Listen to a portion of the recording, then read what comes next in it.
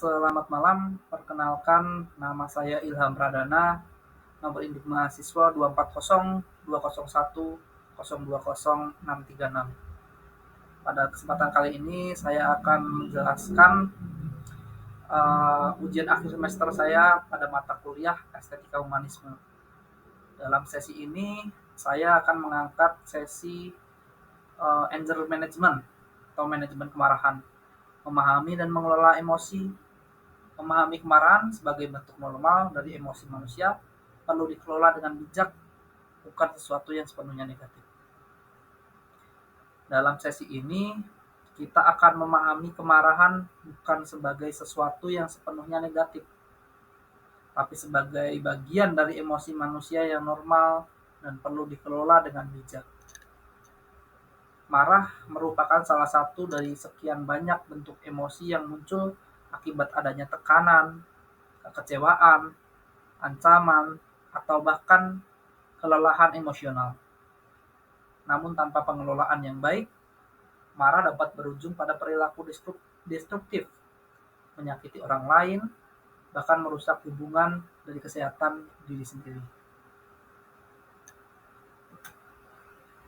Memahami kemarahan. Secara definisi, emosi adalah perasaan-perasaan yang kuat, baik positif maupun negatif, seperti cinta, benci, takut, senang, ataupun sedih. Marah sendiri adalah bentuk emosi yang khas, muncul sebagai reaksi terhadap gangguan atau pertentangan yang menimbulkan frustasi dan ketidaknyamanan.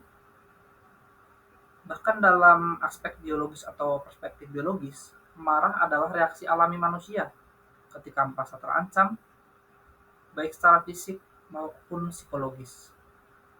Misalnya, seorang bisa marah karena harga dirinya dilecehkan, marah karena merasa tidak mampu, marah karena merasa tidak dihargai, marah karena tekanan pekerjaan yang berlebihan, atau karena tidak mampu memenuhi harapan sendiri ataupun orang lain.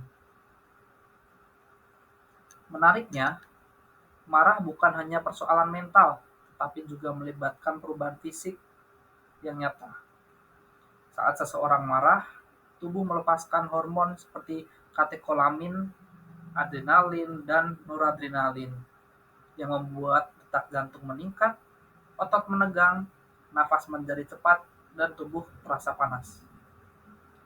Secara neurologis, reaksi ini dipicu oleh bagian otak yang bernama amigdala, yang berfungsi mengidentifikasi ancaman dan memberikan sinyal untuk melawan atau lari.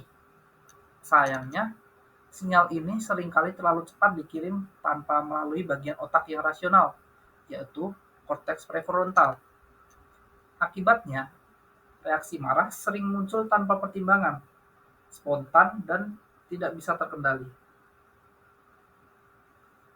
Dalam konteks sosial, kemarahan bisa menjadi masalah besar jika tidak dikelola. Tidak sedikit kasus kekerasan, perpecahan keluarga, hingga konflik sosial yang berawal dari ledakan amarah yang tidak terkendali. Padahal, marah adalah hal yang wajar, selama cara mengekspresikannya dilakukan secara sehat. Oleh karena itu, muncul konsep penting yang disebut anger management, yaitu proses mengenali, memahami, dan mengelola amarah agar tidak menimbulkan dampak negatif, baik bagi diri sendiri maupun orang lain. Dalam prinsipnya, anger management bukan berarti menekankan atau memendam amarah, melainkan mengekspresikannya dengan cara konstruktif dan rasional. Jenis-jenis kemarahan dapat dibedakan menjadi dua, yaitu anger in dan anger out. Anger in adalah kemarahan yang dipendam dan diarahkan kepada diri sendiri.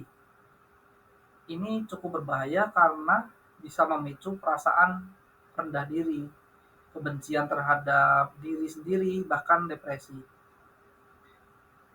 Mohon maaf, bukan perasaan rendah diri, tapi merasa dirinya tidak percaya diri. Sedangkan anger out adalah kemarahan yang dilampiaskan secara terbuka biasanya ditujukan kepada orang lain atau objek-objek tertentu, misalnya dengan membanting barang, berteriak, atau menyalahkan orang lain secara kasar. Keduanya, jika tidak dikelola dengan baik, bisa merusak relasi sosial dan kesejahteraan mental. Pengendalian marah sejatinya dilakukan oleh otak juga. Bagian otak yang sama yang memicu kemarahan juga memiliki mekanisme untuk mengendalikannya. Disinilah peran kesadaran dan kecerdasan emosional sangat penting. Ketika seseorang memiliki kemampuan untuk memahami apa yang ia rasakan, mengenali pemicu emosinya, dan memilih respon yang tepat, maka ia telah menerapkan anger management secara fungsional. Tidak mudah, tetapi sangat mungkin dilakukan dengan latihan dan kesadaran diri. Lalu apa saja yang menyebabkan seseorang mudah marah? Ada banyak faktor yang mempengaruhinya. Misalnya, seperti kurang tidur, kelelahan, atau beban pekerjaan yang terlalu tinggi. Hal-hal tersebut dapat membuat tubuh dan otak tidak bekerja secara optimal dalam berpikir rasional, sehingga emosi pun mudah diledak. Selain itu, orang yang mengalami depresi tersembunyi juga cenderung memiliki ledakan kemarahan yang tidak proporsional. Ada pula faktor sosial seperti merasa diabaikan, tidak dihargai, atau tidak dipedulikan oleh lingkungan sekitar dapat menyebabkan beberapa kondisi medis seperti hipertiroidisme atau kolesterol tinggi yang dapat menyebabkan seseorang menjadi lebih sensitif atau mudah marah.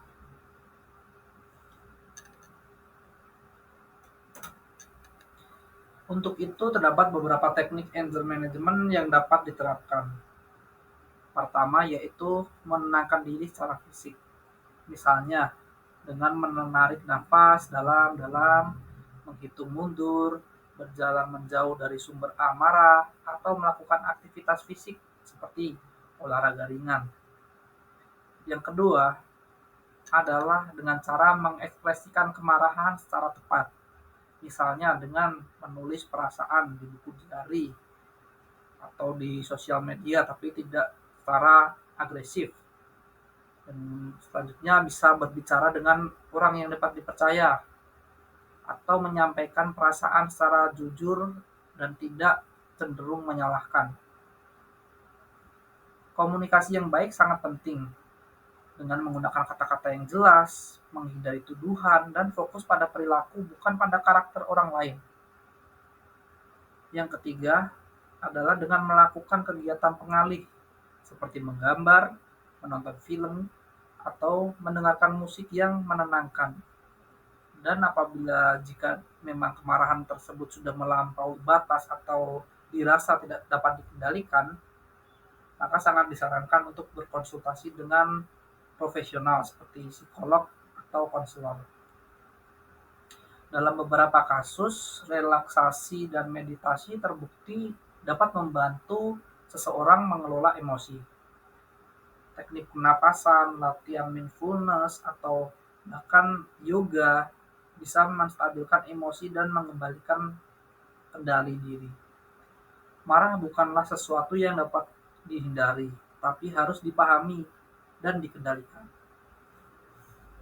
Semakin seseorang mengenali emosinya, maka ia akan lebih mudah mengendalikan responnya. Perlu diingat, marah adalah hal yang manusiawi, tetapi konsekuensi dari kemarahan yang tidak terkontrol bisa sangat tidak manusiawi. Baik, sebagai penutup dari pembahasan ini, kita perlu menyadari bahwa kemarahan bukanlah sesuatu yang harus diikuti atau dihindari secara mutlak. Marah adalah bagian dari keberadaan kita sebagai manusia. Ia muncul sebagai bentuk ekspresi jiwa yang sedang merasa terganggu, terancam, atau tidak terpenuhinya kebutuhan atau ekspektasi. Dalam batas tertentu, kemarahan bisa menjadi sinyal yang sangat penting bahwa ada sesuatu yang tidak berjalan sebagaimana mestinya dalam hidup kita. Namun di sisi lain, kemarahan adalah pedang bermata dua. Ia bisa menjadi kekuatan untuk mendorong perubahan, menyuarakan keadilan, dan mempertahankan martabat diri. Tetapi jika tidak dikendalikan, ia juga bisa menjadi bahan bakar dari kekerasan, perpecahan, bahkan kehancuran pribadi dan sosial. Disinilah kita melihat bahwa yang membedakan antara kemarahan yang sehat dan merusak adalah kemampuan kita semua untuk mengelolanya. Dalam konteks estetika humanisme, kita belajar bahwa kemanusiaan bukan hanya tentang berpikir logis atau bersikap moral, tetapi juga tentang menciptakan keindahan dalam relasi antar manusia. Mengelola kemarahan dengan tenang, sabar, dan bijaksana adalah bentuk seni. Seni dalam menjaga kedamaian dalam diri maupun di sekitarnya. Seni untuk menahan diri ketika bisa meledak, seni untuk memilih diam ketika kata-katanya bisa menyakiti, dan seni untuk berdamai bahkan ketika sedang kecewa. Maka mari kita mulai dari diri sendiri, belajar mengenali sinyal-sinyal dalam tubuh kita, belajar mengekspresikan perasaan tanpa melukai, belajar menjadi pribadi yang tidak sempurna tetapi harus terus tumbuh.